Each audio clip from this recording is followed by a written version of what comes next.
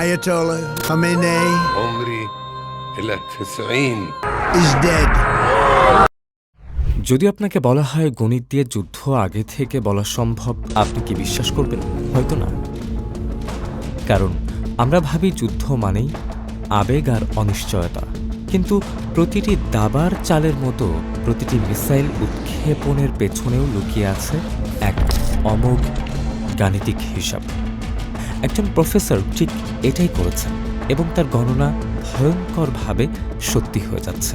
কিন্তু আজকের ভিডিও সেই প্রফেসরকে নিয়ে না, বরং সেই তত্ত্বকে নিয়ে যা তিনি ব্যবহার করেছেন। সেই তত্ত্বের নাম গেম থিওরি। ইয়েল গ্রাজুয়েট এবং রহস্যময় শিক্ষক প্রফেসর জিয়াং জুকিনের গাণিতিক মডেল আজ পরাশক্তিদের জন্য ভয়ের নাম। ট্রাম্পের প্রত্যাবর্তন থেকে শুরু করে প্রতিটি সাম্রাজ্যের পতন কিভাবে গণিতে মেপে ফেলা যায়, আজ আমরা তাই দেখব। তবে এই গাণিতিক বুদ্ধির লড়াইয়ের সবচেয়ে ভয়াবহ অধ্যায়টি হল ইরান বনাম আমেরিকা পরিস্থিতি। ভিডিওর শেষ অংশে আমরা এই দুই শক্তির আসল গন্তব্য নিয়ে আলোচনা করব। অবশ্যই সঙ্গেই থাকুন, কারণ এখানেই লুকিয়ে আছে আগামী পৃথিবীর ভাগ্য। চলুন রহস্য উন্মোচন করি। আপনারা দেখছেন দ্য আলকেমি অফ টাইম।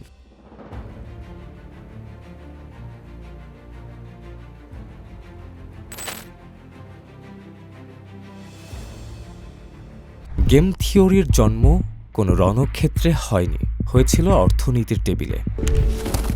1944 সালে জন ভন নিউম্যান এবং অস্কার মর্গেনস্টার্ন যখন তাদের যুগান্তকারী বই প্রকাশ করেন, তারা পৃথিবীটাকে এক নতুন চোখে দেখার সুযোগ করে দেন।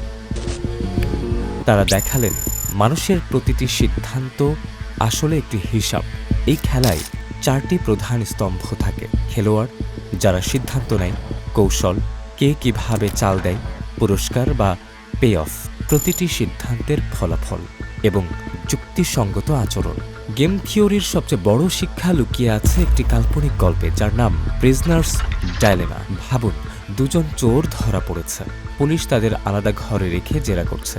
পুলিশ বলছে, যদি আপনি আপনার সঙ্গীর বিরুদ্ধে সাক্ষী দেন আর ও চুপ থাকে, তবে আপনি মুক্তি পাবেন আর ওর 10 বছরের জেল হবে।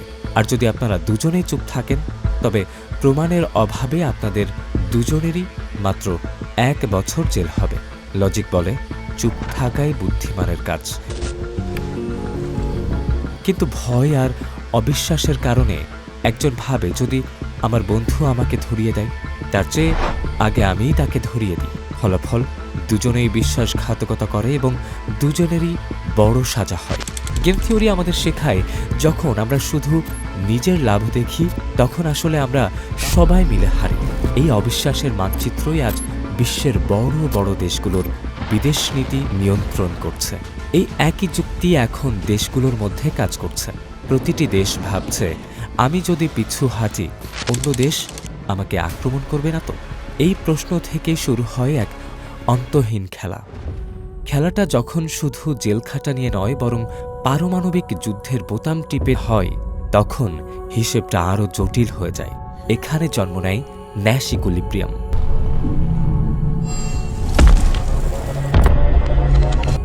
জন ন্যাশ দেখিয়েছিলেন এমন এক স্থবির অবস্থা, যেখানে কোনো পক্ষই আর একা নিজের চাল বদলাতে পারে না, কারণ যে আগে সরবে সেই হারবে। এর বাস্তব উদাহরণ হল কোল্ড ওয়ারের সময় আমেরিকা আর সোভিয়েত ইউনিয়নের পারমাণবিক অচলাবস্থা।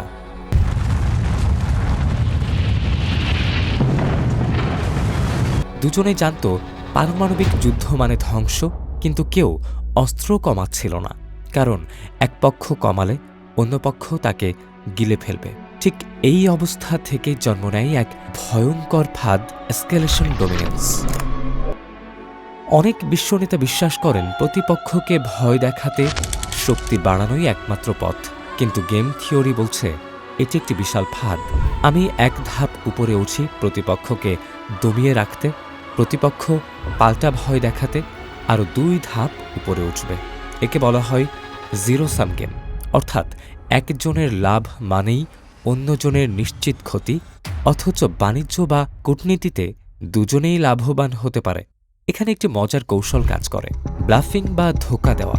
হুমকি তখনই কাজ করে যখন কোনো প্রতিপক্ষ বিশ্বাস করে আপনি সত্যিই সেটা করবেন, কিন্তু যদি প্রতিপক্ষ বুঝে ফেলে আপনি শুধু ভয় দেখাচ্ছেন, তবে আপনার বিশ্বাসযোগ্যতা ধসে পড়বে। প্রতিটি পরাশক্তি আজ এই বিশ্বাসযোগ্যতা রক্ষার দোহাই দিয়ে যুদ্ধের দিকে এগিয়ে যাচ্ছে।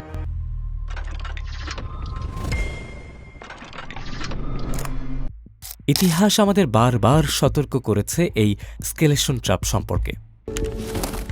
415 খ্রিস্টপূর্বাব্দের এথেন্স ছিল তৎকালীন বিশ্বের সুপার পাওয়ার। তারা তাদের চরম অহংকারে সিভিলিয়ান অভিযান শুরু করেছিল। তারা ভেবেছিল শক্তি দিয়ে একটি ছোট দ্বীপ জয় করা সহজ হবে, কিন্তু তারা জানত না তারা এক গাণিতিক ফাঁদে পা দিচ্ছে। এথেন্সের পতন কোনো বাইরের শত্রুর হাতে হয়নি, হয়েছিল তাদের নিজেদের নেওয়া ভুল সিদ্ধান্তের গণিতে। তারা বুঝতে পারেনি সংঘাত কখন থামানো উচিত। এই একই দৃশ্য আমরা আধুনিক যুগেও দেখেছি ভিয়েতনামে। আমেরিকা ভেবেছিল প্রযুক্তি দিয়ে তারা উত্তর ভিয়েতনামকে গুড়িয়ে দেবে, কিন্তু গেম থিওরি বলে একটি ছোট্ট শক্তি যদি দীর্ঘ সময় টিকে থাকার শপথ নেয়, তবে পরাশক্তি শেষ পর্যন্ত ক্লান্ত হয়ে হার মেনে ফিরে যেতে বাধ্য হয়। কারণ পরাশক্তির জন্য যুদ্ধটা হলো রাজনৈতিক স্বার্থ, কিন্তু ছোট শক্তির জন্য এটা হলো অস্তিত্বের লড়াই। ভিয়েতনামে আমেরিকার পরাজয় ছিল সামরিক নয়, বরং গাণিতিক ও মানসিক ক্লান্তি। আবার 1962 সালে কিউবান মিসাইল ক্রাইসিসের সময় কেনেডি এবং ক্রুশ্চেভ গেম থিওরি বুঝতেন বলেই ফেস সেভিং এক্সিট তৈরি করে পৃথিবীকে বাঁচাতে পেরেছিলেন।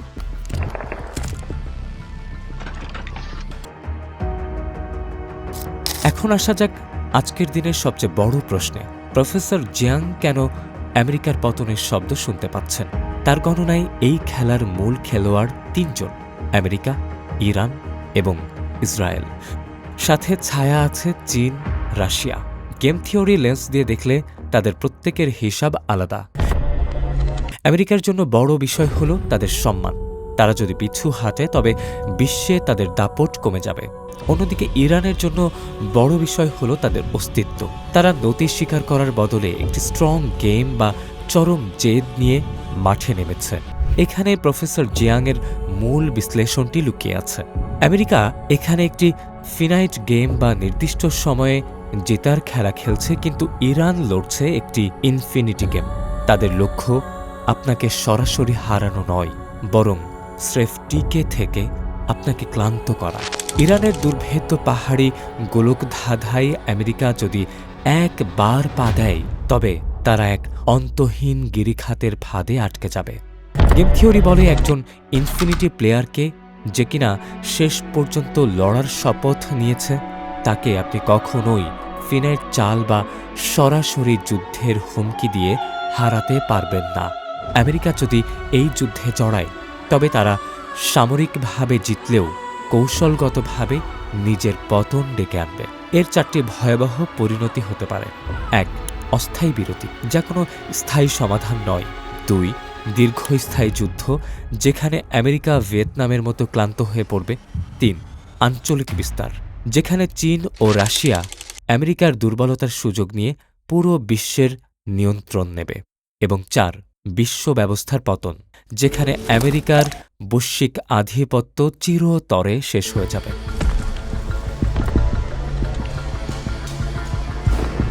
তাহলে কি ধ্বংসই অবধারিত? গেম থিওরি বলে যখন একটি খেলা নিশ্চিত পরাজয়ের দিকে নেমে যায়, তখন একমাত্র বুদ্ধিমানের কাজ হল সেই খেলার সংজ্ঞা বদলে ফেলা। যেখানে একজনের জয় মানে অন্যজনের মৃত্যু, সেই জিরো সাম খেলায় পিছু হাঁটার সুযোগ নেই। ইরান আজ যে চরম জেদ নিয়ে মাঠে নেমেছে, সেখান থেকে তাদের সহজে ফিরে আসার কোনো পথ নেই। তারা দাবার গুটিগুলোকে এমনভাবে সাজিয়েছে যাতে প্রতিপক্ষ কোনো চাল দেওয়ার আগে 10 বার ভাবতে বাধ্য হয়। এই কৌশলের মূল উদ্দেশ্য হল সংঘাতকে এমন এক স্তরে নিয়ে যাওয়া যেখানে প্রতিপক্ষ ক্লান্ত হয়ে পিছু হাঁটতে বাধ্য হয়।